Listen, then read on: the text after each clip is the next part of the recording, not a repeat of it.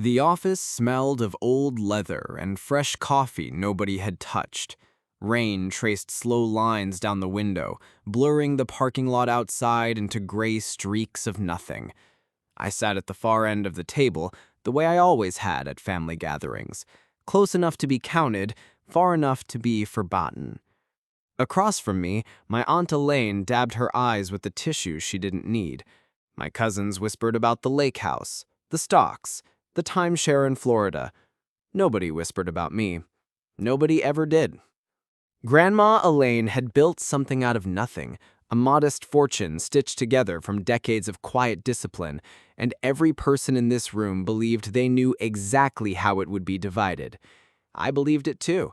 I expected my name to be read once, briefly, attached to something small and symbolic, a ring, a photo album.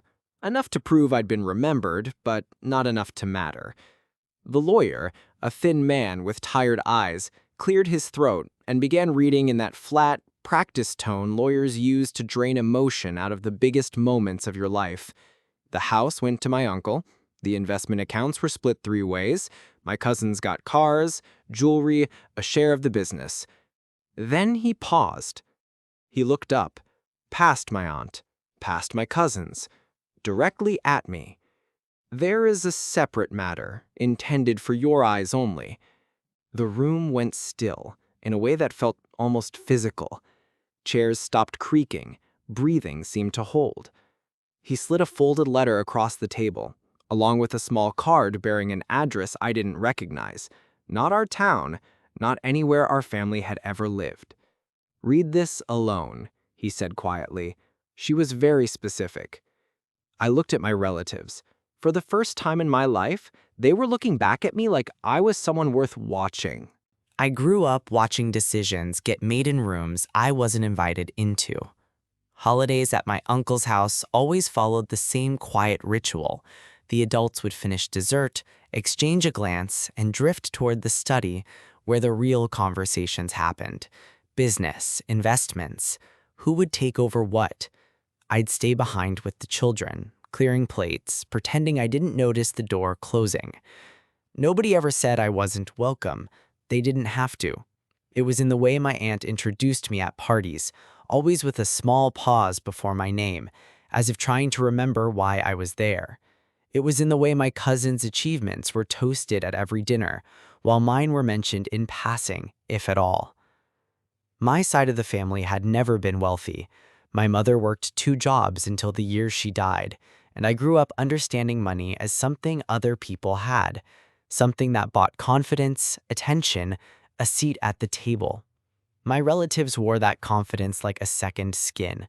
Tailored coats, effortless laughter, the particular ease of people who had never once wondered if they belonged in a room.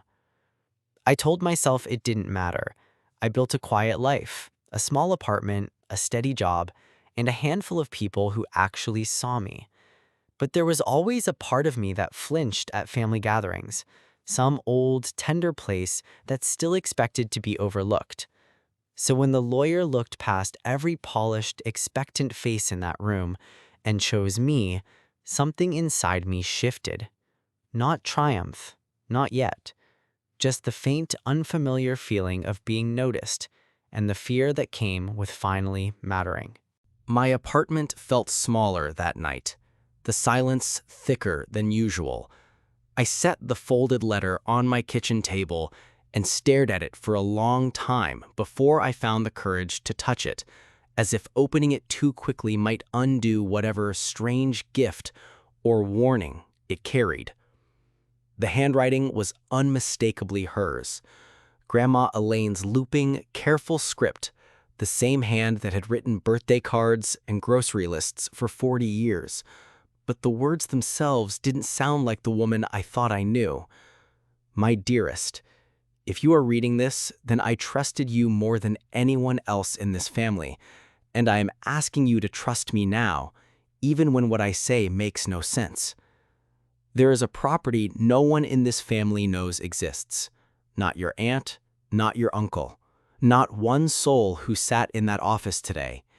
It sits at the address I gave you, and it holds the truth about a part of my life I was never brave enough to speak of at holidays, at dinners, in front of people who only wanted the version of me that was easy to love. There is a name tied to that place, a name I never once said aloud in front of the family. When you learn it, you will understand why I chose you and only you to find this. Please, go alone, go quietly, and be careful who you tell. I read it 3 times, my pulse climbing with each pass.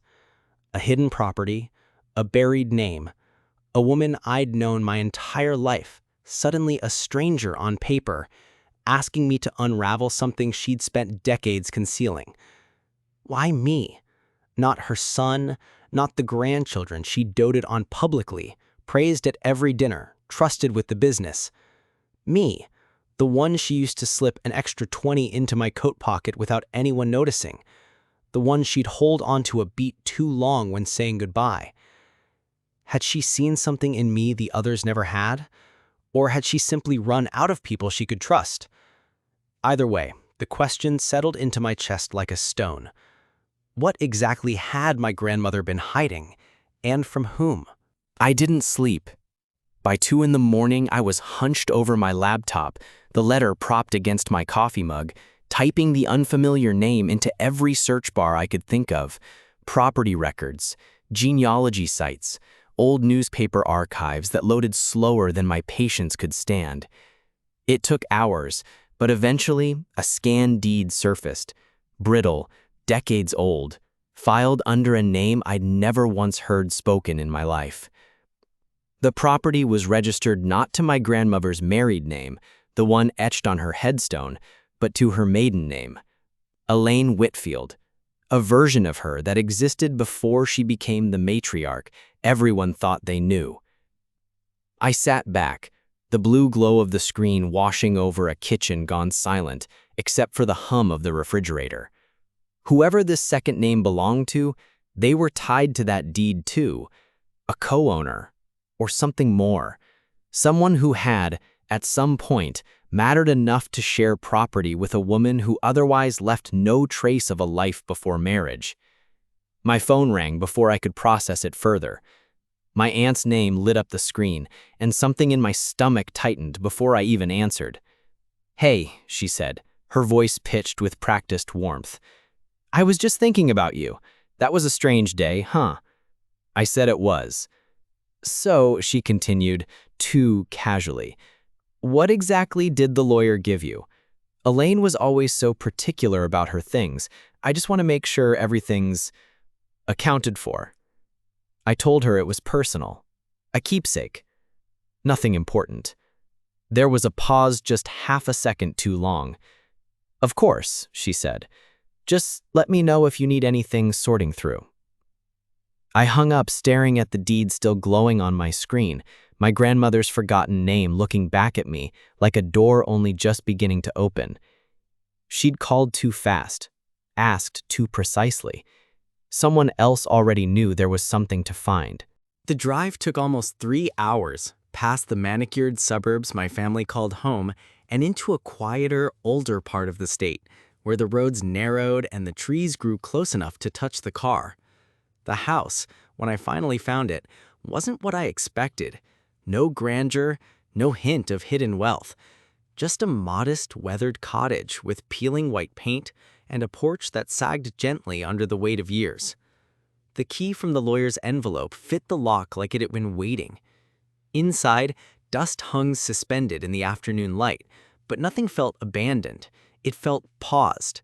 A kitchen table set with 2 chairs, a shelf of paperback novels with cracked spines, a cardigan draped over a chair as if someone had just stepped out and meant to return. In the back bedroom, I found a wooden box filled with photographs. My grandmother, younger than I'd ever seen her, laughing in front of this very house. Beside her, in nearly every photo, stood a man I didn't recognize. Tall, dark-haired, his arm always finding its way around her shoulders with an ease that spoke of real intimacy, real years. Tucked beneath the photographs were letters, tied with faded ribbon, addressed to a name that matched the one on the deed. My hands trembled as I read fragments, words like "our secret" and "someday when it's safe," written in my grandmother's unmistakable hand. This wasn't a footnote in her life. This was a whole other chapter, hidden in plain sight, 3 hours and 1 lifetime away from the family who thought they knew her completely. I was still absorbing it when a knock startled me from the doorway. An elderly neighbor stood on the porch, squinting at me with open curiosity. "You're the second person this month. Someone else came asking about this place too. Didn't leave a name." The floor seemed to tilt beneath me. "Can you describe them?" I asked, my voice steadier than I felt. The neighbor tilted her head, thinking. Older gentleman, well-dressed, drove something expensive, the kind of car that doesn't belong on this street. She paused. "He's been coming around for years, actually. Not often, once or twice a summer, always alone, always in the evening." Years. Not a single curious visit after the funeral. Years of quiet returns, long before Grandma Elaine had even passed.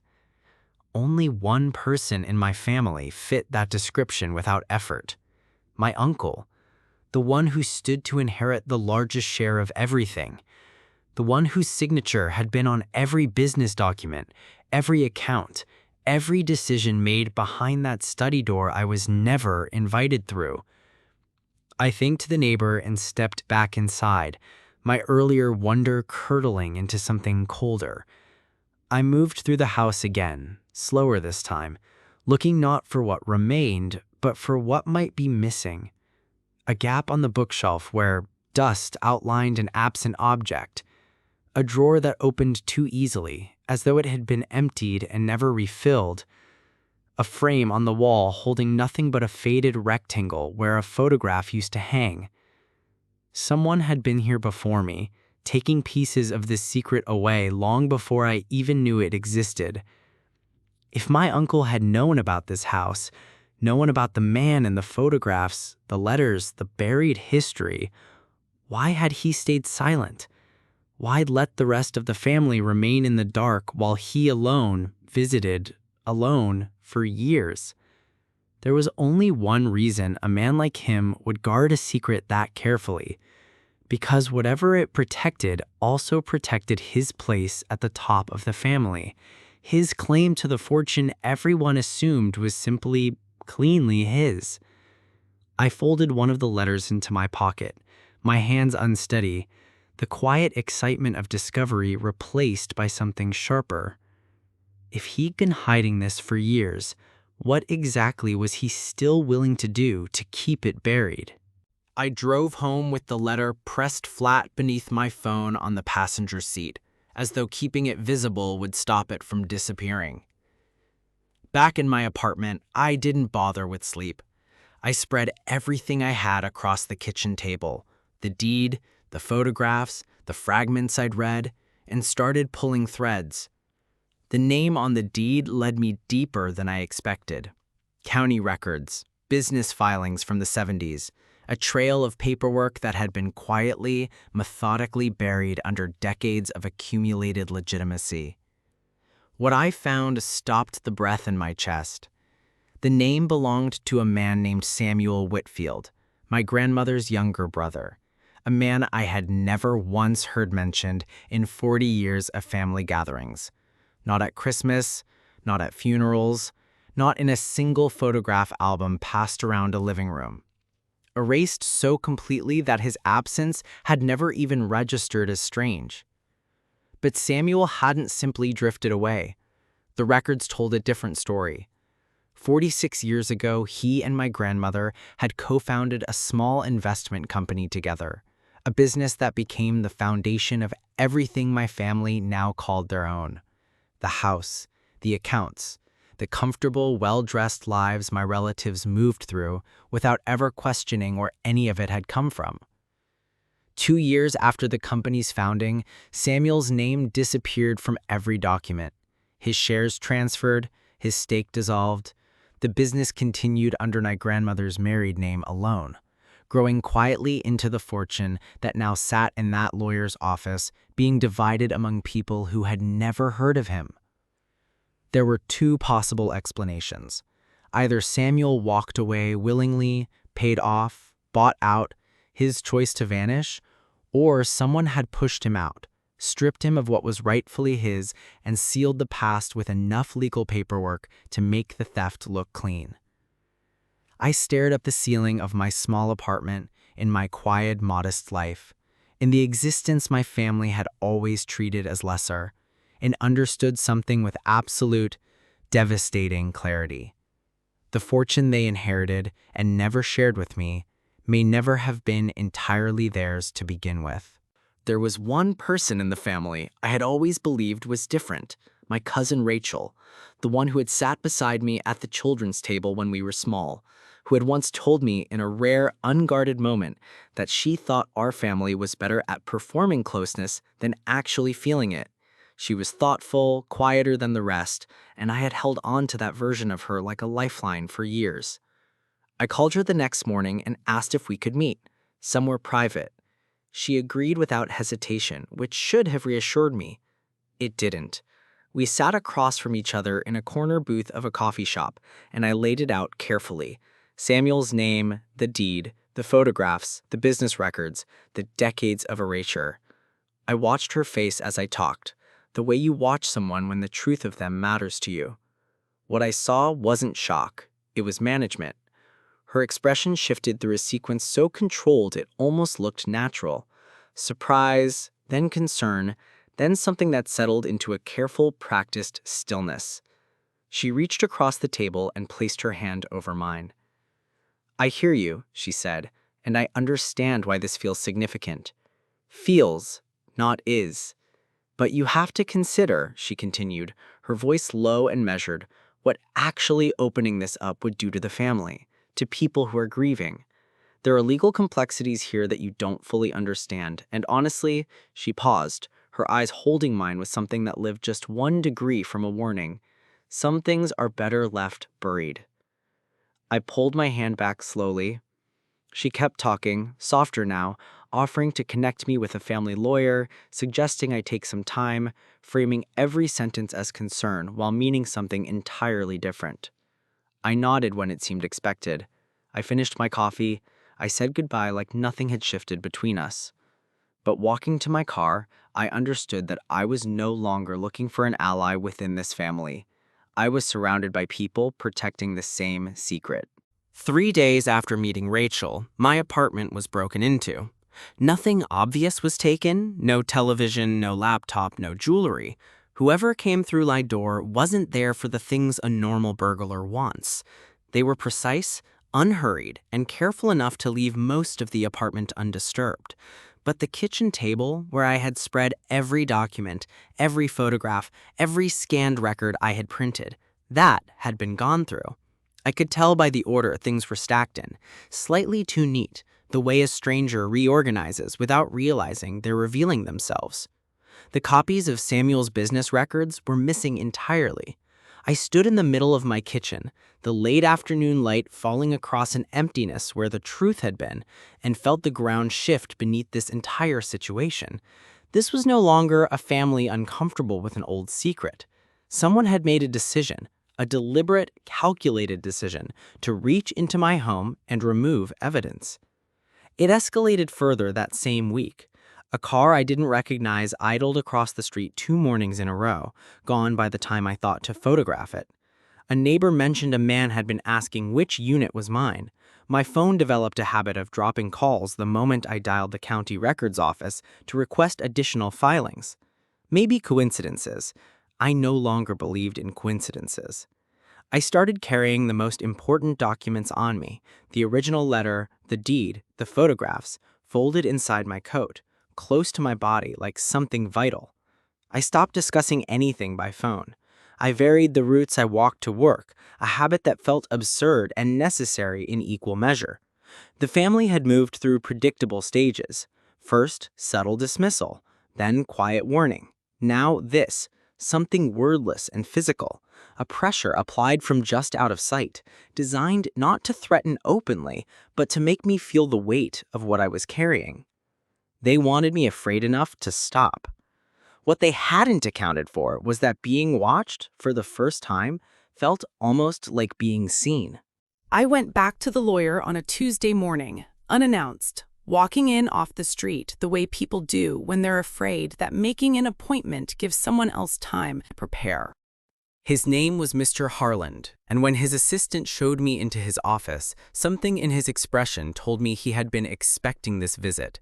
Not today specifically, but eventually. He gestured to the chair across from his desk with the quiet patience of a man who had been holding something for a long time and was finally ready to set it down. "She told me you'd come back," he said, before I could speak. I sat down slowly. "What else did she leave?" He opened a drawer and produced a second sealed envelope, thicker than the first, along with a document bearing the stamp of a separate legal filing. Dated 8 months before my grandmother died, well before her health had visibly declined. She had planned this with a clear mind and deliberate precision. Mrs. Elaine filed a conditional instruction. If within 60 days of the primary will reading, any party attempted to recover, suppress, or interfere with materials connected to the secondary estate, a separate legal process would activate automatically. He paused. "I've already received documentation suggesting that condition has been met. My broken apartment, the missing records, Rachel's carefully worded warning. Grandma Elaine had anticipated all of it." The second envelope contained the full account of Samuel Whitfield, his history, his stolen shares, the paper trail my grandmother had spent years quietly reconstructing from the inside, document by document, guided by guilt and love in equal measure. And at the bottom, a handwritten note in her familiar script. "I could not fix it while I was living without destroying everything. I am trusting you to finish it." Mr. Harland leaned forward. "There is a time limit, 60 days from the original reading." He checked his calendar. "You have 19 days remaining." The walls of the office felt suddenly very close. 19 days to finish what my grandmother had spent a lifetime trying to correct. I spent 3 days inside Mr. Harland's office, working through every document in that second envelope, with the methodical focus of someone who understands they are holding something fragile and irreversible. The full picture assembled itself slowly, the way a photograph develops in a darkroom, shapes emerging from nothing, gaining definition, becoming undeniable. Samuel Whitfield had not left willingly. In 1976, 2 years after co-founding the investment company with my grandmother, he had been presented with a set of documents by her husband, my grandfather, a man the family remembered as dignified, measured, quietly powerful.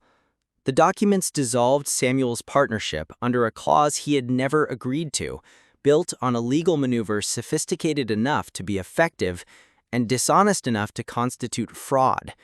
Samuel had challenged it once, through a single letter that sat in the envelope, still sharp with controlled fury, even across 5 decades. Then, silence. He had no money for lawyers. My grandfather did. Samuel spent the rest of his life at a careful distance, the hidden house his only remaining connection to a sister he still loved despite everything. My grandmother had bought it for him quietly, in secret, maintained it without her husband's knowledge. It was her apology in the only language available to her at the time. Property, presence, a place that said, "I have not forgotten you, even if I cannot fix this yet." When my grandfather died, she began building the case in earnest, quietly gathering records, reconstructing the paper trail, working with Mr. Harlan in private, outside the awareness of the relatives who believed they understood her affairs completely. She had intended to file a formal correction, a restoration of Samuel's stolen shares, with interest, across the decades, before she died. Her health had moved faster than her plans, so she had handed it to me, not because I was the most powerful person in the family, because I was the only one with nothing to lose and nothing invested in keeping the lie intact. I sat back in that office chair and felt the entire architecture of my family's history shift beneath me. Every holiday, every closed door, every dismissive glance reframed by a single devastating truth. The fortune that had made them feel superior to me had never been entirely clean, and my grandmother had chosen me to finally make it right. Mr. Harland filed the conditional claim on a Thursday morning, and by Friday afternoon, my uncle's phone had gone quiet in a way that, according to Rachel, it never did. I wasn't present for the moment he learned what had been activated. I didn't need to be. I had spent enough years imagining what it might feel like to matter in this family. I didn't need to watch his face to feel the weight of it shifting. The family's attorney contacted Mr. Harland within hours, language sharp and aggressive, demanding the filing be withdrawn on procedural grounds. Mr. Harland had anticipated every argument. My grandmother had made certain of that. Each objection landed against documentation so thorough, so patiently constructed over years, that dismantling it would have required proving my grandmother had lost her mind. And her medical records, conveniently, told a story of absolute clarity until the very end. I met my uncle 4 days later, at his request, in the same lawyer's office where the will had first been read.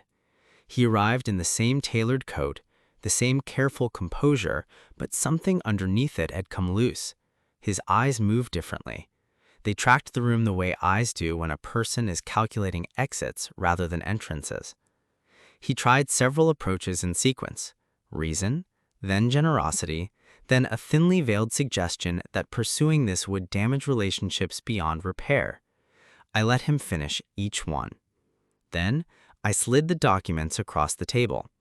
Samuel's original partnership agreement, the fraudulent dissolution clause, the letter Samuel had written and never sent to anyone but my grandmother, 46 years of financial records showing exactly what his stolen shares had grown into.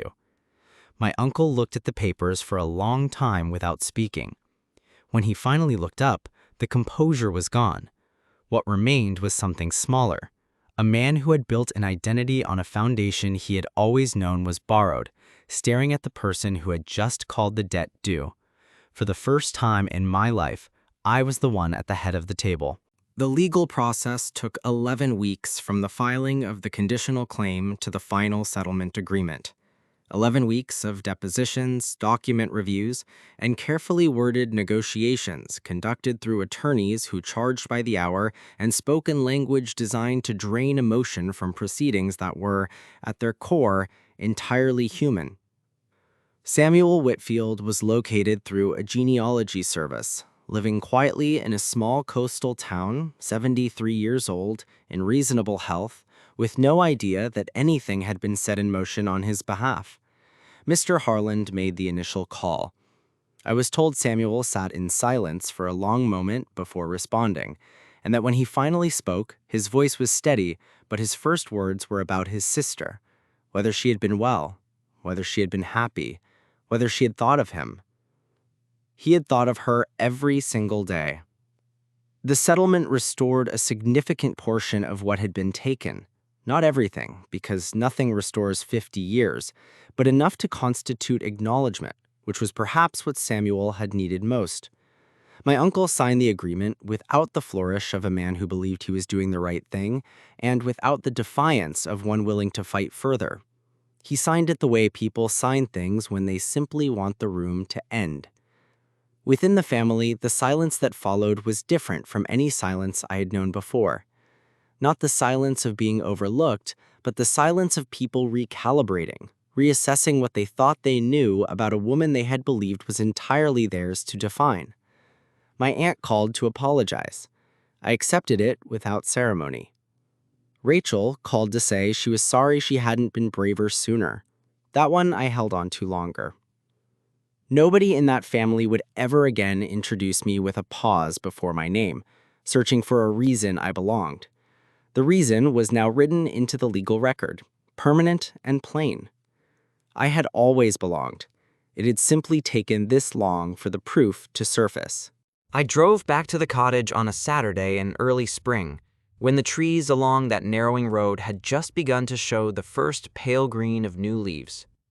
The porch still sagged, the paint still peeled at the corners, but the door opened the same way it had the first time, like it had been waiting, patiently, for someone to finally stay. I had decided not to sell it. The decision came without drama, without a moment of grand deliberation. It simply settled into me one quiet evening as the legal dust was clearing, the way certain truths arrive not as revelations, but as recognitions, something you already knew, finally spoken aloud inside yourself. Samuel had visited the cottage twice since the settlement. We had sat together at that small kitchen table, two people connected by a woman we had both loved in different ways across different distances. And he had told me things about my grandmother I would spend years turning over. Her laugh, her stubbornness, the way she had cried the day she signed over the cottage to him, as though the gesture both relieved and broke something in her simultaneously. He told me she had spoken of me, that in her final years she had followed my quiet life with a tenderness she hadn't known how to express through the noise of the larger family, that she had chosen me not in spite of my invisibility, but because of what she had watched me build within it, a self that owed nothing to inherited wealth or borrowed status. I stood on that sagging porch as the afternoon light moved through the trees and felt something I had spent a lifetime waiting for without knowing its name. Not vindication, not triumph, something quieter and more permanent than either. The knowledge that I had been seen, long before I knew it, by the one person whose sight had always mattered most. The cottage was mine now, and for the first time in as long as I could remember, so was I.